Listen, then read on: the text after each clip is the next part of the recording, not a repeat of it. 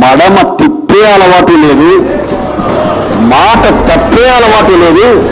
తప్పనిసరిగా ఎంత ఇబ్బంది వచ్చినా నలు అటు ఇటు జరుగుతాయి తప్ప చెప్పిన మాట తప్పకుండా నిలబెట్టుకునే తత్వం మాకు ఉంది కాబట్టే, మా విశ్వసనీయత అంత బాగా ఉంది కాబట్టే ప్రజలు మాకు ఓట్లు వేశారు. అధ్యక్ష, సెలవని అలసిపోయేనా, కాలమే శిలవలే నిలిచిపోయేనా, మనిషి మనిషిని కలిపిన ఓ ఋషి, భువిని చరితని నిలిపెను నీ కృషి. మహాశయ విధి పగై తరిమెనా, మహోష్ణమై రుధిరమే మరిగెనా,